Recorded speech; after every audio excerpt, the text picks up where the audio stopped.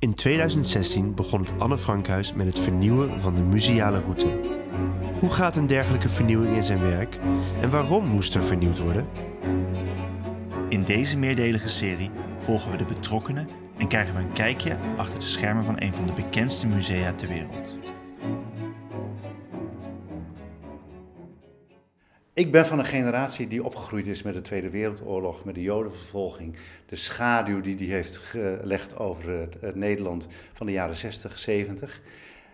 Bezoekers nu komen niet alleen uit landen waar de oorlog zich niet heeft afgespeeld, waar geen directe betrokkenheid is geweest bij die geschiedenis, maar zijn natuurlijk ook veel jonger. I don't remember everything about it. You know, it fade away, but we know that happened.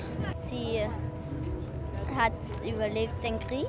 Nein, sie wurde gefangen. Ja, aber sie ist nicht gestorben. Doch, sie wurde dann getötet.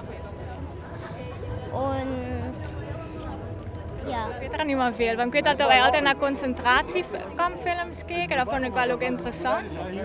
Maar ik weet er niet meer echt veel over. Nee. Mijn ouders hebben het mij verteld.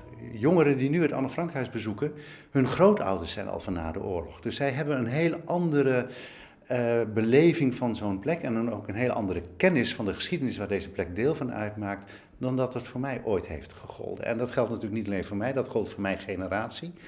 Dus het feit dat de huidige bezoekers op een heel andere manier en met veel minder kennis, met veel minder context deze plek bezoeken, is voor ons aanleiding om te zeggen dat we die dus meer moeten gaan geven aan de bezoekers dan, laten we zeggen, 40 jaar geleden of 30 jaar geleden of zelfs 20 jaar geleden, toen bezoekers die kennis nog zeker wel meenamen naar dit museum.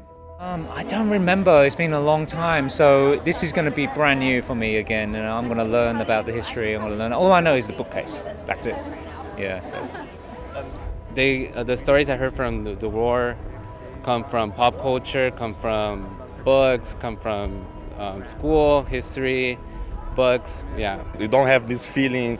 Our country inside the war, fighting for something. We were a colony. We were not very participating in that. That was a little bit different. We gaan momenteel erg uit van ervaring. Je komt binnen. Wij denken, wij gaan ervan uit in het huidige concept dat bezoekers al veel weten en dat zij zelf eigenlijk de verhalen wel kennen die zich hebben afgespeeld in het huis. In de nieuwe museumroute gaan we zelf meer verhalen vertellen.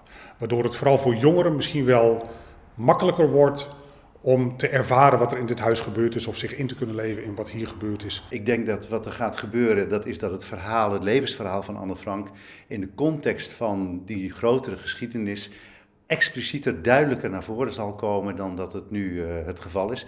En we willen ook zeker het bijzondere karakter van dit huis niet gaan aantasten. Dat is ook wel de opgave en de uitdaging waar wij voor staan.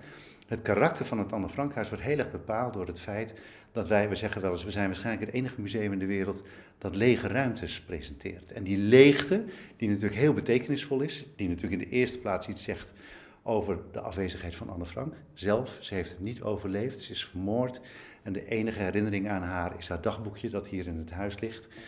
Maar het is ook een leegte die ergens als een spiegel dient, juist voor onszelf. Wat hier gebeurd is mensenwerk geweest. Het zegt iets over onszelf, het zegt iets over ons nu ook in 2016.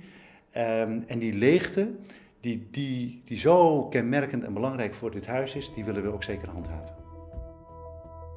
Wil je meer weten over het ontwerp van de museale route en de keuzes die daarbij gemaakt zijn?